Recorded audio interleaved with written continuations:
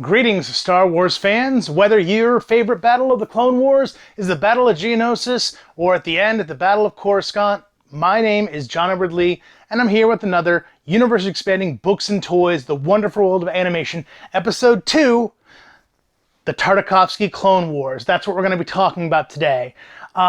It was an amazing time for Star Wars fans.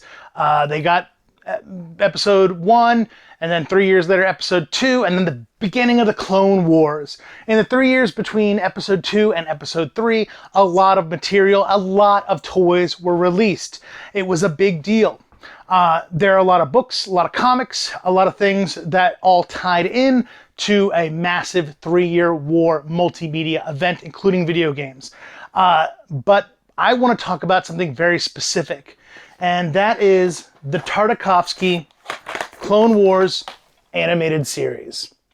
Seasons 1, 2, and 3 on 2 DVDs. People are like, what's a DVD? It's a digital versatile disc. It's how we used to watch movies before streaming. Of course, you can get these on streaming on Disney Plus. I could not be happier about that. Anybody who's never seen them, they're amazing. A little history into Genndy Tartakovsky. You will know him as the creator of Dexter's Lab, Samurai Jack. He created Primal, which is an amazing show. If you haven't seen it, Dinosaurs and Caveman, who can't enjoy that? And of course, many other things. Hotel Transylvania is his. He also directed the live-action Hitchhiker's Guide to the Galaxy, the one that had Alan Rickman as the voice of Marvin, the paranoid android, who had Warwick Davis, who we know from Star Wars as Wicket, and many other characters as that same character, and many other great actors. But we're not here to talk about that movie, although that is a great science fiction franchise in its own right. We're here to talk specifically about the Clone Wars Tartakovsky series. So, these originally aired on Cartoon Network. The original series was a couple minutes apiece. They played between shows. They had an episode every week until they finished the entire thing. The second and third series came right on the heels of each other and were a little bit longer. Really, really, really cool stuff. I think it is, the second one is seasons 2 and 3, although they blend together so well because they sort of deal with the same era. You could see it's more near the end of the war. Anakin gets knighted. He's got the look that he has in Revenge of the Sith. And the very best thing about that series is that the very last scene is the very first scene of Revenge of the Sith. So it comes full circle. The series was coupled with, like I said, a multimedia event. They did a lot of books, a lot of comic books, but for the Tartakovsky specific stuff, they did a lot of figures. The Clone Wars CGI show to come later, of course, spawned much more toys, action figures, books, comics, etc. It was a much longer series, including up to last year, 7 seasons, and of course a lot of other things revolving around that, including a bunch of video games. But before that, in the dark times, before Ahsoka, because she was not around yet, there was this series of the early days of the Clone Wars. So Hasbro did not even slink at the idea of doing action figures for them. So they did a series of figures that are very much in the animated style. This is maybe the first ARC Trooper figure. I'm not sure if the realistic line came first, but yeah, it does say season 3, so I'm right about that. It is 3 seasons, the first season, and then the 2 together. And of course, you can't have Clone Wars without clones. So they had various different kinds of clones. There's the one with the yellow. I can never keep their ranks apart. I apologize. I'm not really a clone guy. I'm more of a bounty hunter, aliens, kind of guy. Droids, I love them. I love the clones, don't get me wrong, but I have a hard time differentiating them. They seem to all look the same for some reason. But they had Anakin there. He's got a red and blue lightsaber because he has taken that from Asajj Ventress. Obi-Wan, and I love this Obi-Wan in particular because he's a redhead. And I was happy to see that happen. Ewan McGregor is an amazing actor. I was already a fan before he was cast in Phantom Menace. I could not be more excited that the Kenobi show will be premiering the month after next. Not too long from now, about 2 months. There's a regular clone trooper with no colorization. That's your average foot soldier. Yoda. And this is a really interesting version of Yoda's design. Very, very, very cool version of Yoda. He looks really cool. Speaking of really cool, there's Mace Windu, who had a very cool look as well. This is so typical of the Tartakovsky style. You can see Samurai Jack in that image. You can see Hotel Transylvania characters. Dracula's body kind of has that same look to it. He has a very unique style, and for me it came back to Dexter's Lab, which was an outstanding cartoon, one of my favorites. Introduced in this for the very first time, and any screen, was General Grievous. That's the very first General Grievous figure. They made a big deal about that. They made a big deal about he was getting it introduced in the Tartakovsky series, and when it came out, if you've never seen that episode where he shows up, it's terrifying. How does paint and cells, although it might have been computer animated, but still proxy, be so terrifying? They did a great job. He actually kidnaps the Chancellor, which is what happens right before the beginning of Revenge of the Sith, so it ties in together very well. One of my favorite villains of all times, Asajj Ventress, the ex-Jedi. A very cool design, kind of in tandem with the comic books, was our first introduction to her. She, of course, survived the canon from this into the other Clone Wars series and beyond. Not much beyond, unfortunately, but beyond nonetheless. Dirge is an amazing character who actually got recanonized in the Dr. Aphra series last year. This is one of my favorite characters. He's got that almost Mandalorian symbol in the front, although I believe he actually is very anti-Mandalorian in the context of the comic book. There's Count Dooku, who had also an amazing look. He probably looks more like Dracula from Hotel Transylvania than anyone. And of course, the original Anakin Skywalker, as we saw him in Attack of the Clones. There were some other series sets, 3 figures apiece, DVD sets. I just don't have those. They tend to be a little bit harder to find out. Saesee Tiin is one of them. There's slightly different colors of Grievous and things like that. The Tartakovsky series didn't have too much in the way of books or comics, but it did have this series, The Clone Wars Adventures, which were these great digest books, which went in, sort of expanded beyond it. I'm going backwards, that was it, number 10. But there's Quinlan Vos, who did not show up in the cartoon series, but because he was a big deal in the comic books that happened at the same time, there he is. Illuminario Unduli and a Wampa. Anakin and Obi-Wan having fun adventures with aliens. Fun quotes. There's Saesee Tiin in his Tartakovsky style look. He has that broken horn, which somehow is repaired. And when Revenge of the Sith comes out, Aayla Secura, who was created before Attack of the Clones in the comic books, who became a character that George Lucas said, oh, I love that character. We're putting her in the movie. Chewbacca even enters this scene with R2-D2 and C-3PO. Clones, clones, clones, and Yoda. Mace Windu, looking very much like Mace Windu should. And the very first issue, iconic, with Obi-Wan and Anakin, Padawan and Master, ready to fight some battle droids. I mentioned it briefly, but at the same time that they were bringing these out, they had a realistic line. What does that mean? These characters did not look like they looked in the Tartakovsky series. They have a very more in line with the regular series. Here's a good example of that. Asajj Ventress looks very much like an actual, real person. Same costume, same lightsabers and everything like that, but she looks a lot more realistic. That's why they call it that. Or that's why it's been called that. Dirge, also has a much more realistic version. In fact, they went even a step beyond and created Dirge with a really nice speeder bike. Here's a better view of what that looks like. I'm a big fan of speeder bikes. I'm a big fan of bounty hunters. This was a perfect combination for me. At one point in the series, Kit Fisto takes off his shirt and dives into Mon Calamari with his lightsaber boiling in the water to save them and help free Mon Calamari from separatist invasion. There's a lot more in that line, in the realistic line. I don't care to collect a lot of them. A lot of them are really cool. There's like Mace and Yoda and Anakin and Obi-Wan in like battle gear. There's a lot of clones involved in that, a lot of ARC troopers. But because they get a little bit further out of the cartoon series, I'm not as interested in them.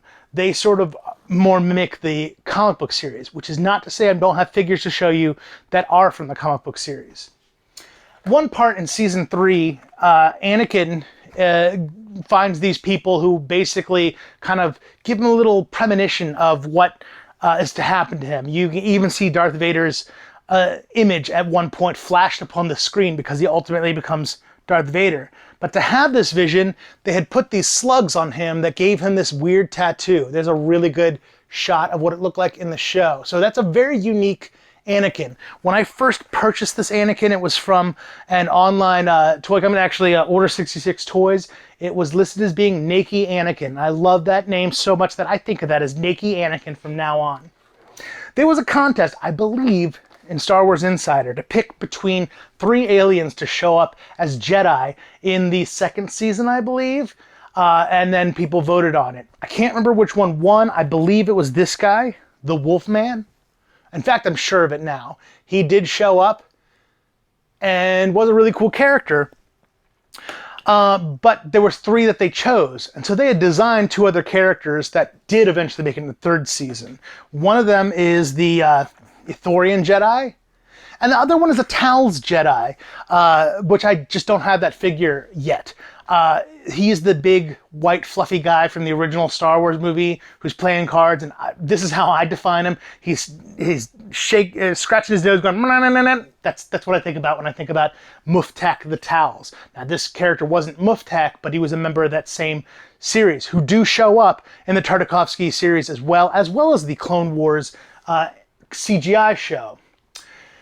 There was a moment in the show where Dirge brings out a bunch of Lancer droids on speed bikes. They are clearly of the IG series, but you can see they've got spikes on the arms, Lancers. They never released a speeder bike for this guy. I don't know why, because I think it would be a great addition. At one point in that series, C-3PO, R2, I think Yoda, and Padme end up on a snow planet. I think it involves those Tals, if I'm not mixing up my 2 Clone Wars. There's a lot of episodes between the 2. It's easy to do. But there is Padme in her snow gear. I really like the way this looks. Padme's a personal favorite character of me. I particularly like female characters. And Tartakovsky series didn't bulk at using a ton of female characters because a lot of the Jedi, Asajj, and many others showed up. Mentioned Kit Fisto on the Mon Calamari siege. Now there are 2 races of aliens that live on Mon Calamari, and they had a big part in the Tartakovsky series. One is the Quarren, who you'll recognize as a race that showed up in Return of the Jedi and Jabba's palace in his warrior gear. The other is the Mon Calamari warriors, who, if you're a big Return of the Jedi fan, you'll know that these guys showed up in that movie. Most famous of all being Admiral Akbar. Such a great character. Really, really, I love that fans have really kept him alive because he's a great leader and he's a big reason of why they won that battle in Return of the Jedi. But we're not talking about Admiral Akbar specifically. We're talking about the Mon Calamari warriors. In the current Marvel comics, there's a Darth Vader series where Admiral Akbar and General Raditz from Rogue One sort of defend both planets, but that's more in the Imperial age and not so much in this Clone Wars age. In that series, there were scuba troopers. These troopers I first saw in West End games, role-playing games back in the 90s. So it's really cool to see a concept basically show up not as a stormtrooper, but as a clone trooper. I was happy about that. The very beginning of the Tartakovsky series starts off with Yoda riding across the battle upon his Kaibuck. There it is. Yoda upon his Kaibuck. That's what started out the Tartakovsky clone series. There's another grizzled picture of that great design of Yoda. He looks so angry in the Tartakovsky one. I kind of like it because Jedi aren't supposed to be angry, but really Yoda's had enough in the Clone Wars.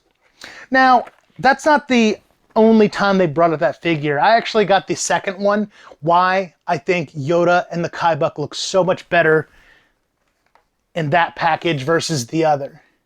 Yoda looks really cool. In fact, he's got some battle gear on, which is reminiscent of that realistic series I was talking about. Now, I'll take a moment to get away from the toys and go right into more to the literature. There were a bunch of books and a bunch of comics that came out at the time of this all happening. It was a 3-year process. They had the 3-year multimedia event where they had comic books telling their own story, the Tartakovsky telling its own story, the books telling its own story, and video games telling their own stories. But they were meant to intertwine to show you how complicated this 3-year war. Not to talk about the CGI one too much, but that was 7 seasons. That show lasted 4 years more than the actual war did. If you had actually, and originally, the Clone Wars was in this continuity. Now it's part of the new continuity. It's sort of as a Venn diagram entity like the movies are. If you had put all those stories together, that would have been like a 20-year war. It's supposed to take place in 3 years. Again, no Ahsoka in here. And think about how much of a big character she ended up being in the Clone Wars. But like I said, they did bring a bunch of cool stuff out. Karen, I always say her name wrong. Karen Travis, I don't know how to say it. She did the Republic. She has written Clones and Mandalorians better than anyone else. A lot of it's not canon anymore, but this is a great series with Delta Squad, who is starting to get Black Series release.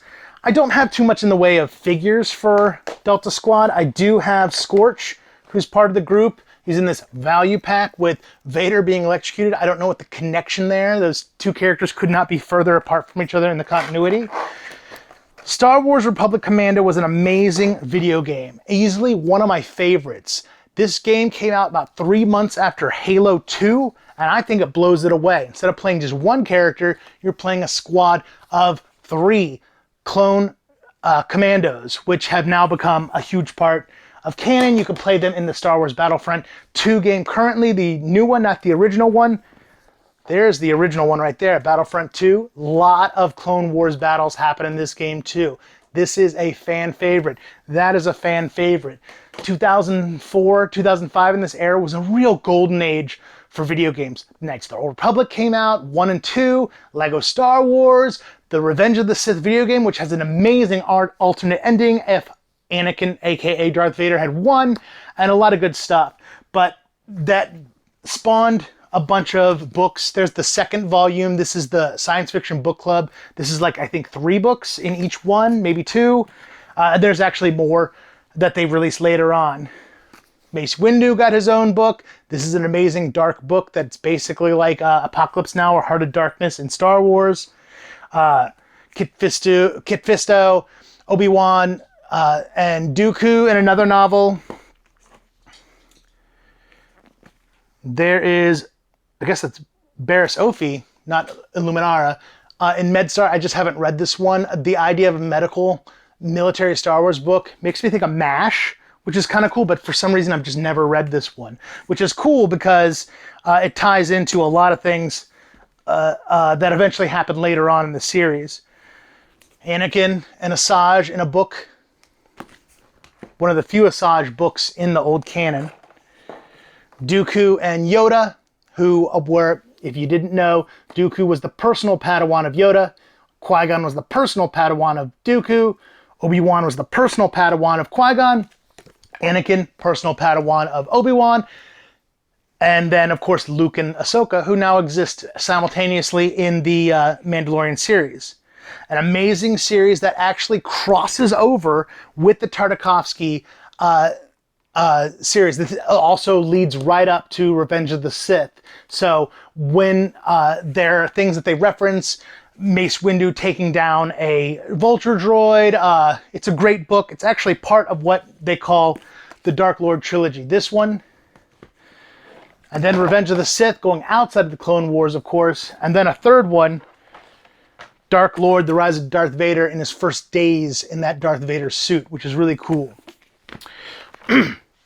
Now, that's books, that's video games, that's toys. So there's only one more avenue that's really important, and that is comic books. The Republic series was maybe 80-some issues, and it ran between Phantom Menace coming out and Revenge of the Sith coming out. So a good half of it is the Clone Wars.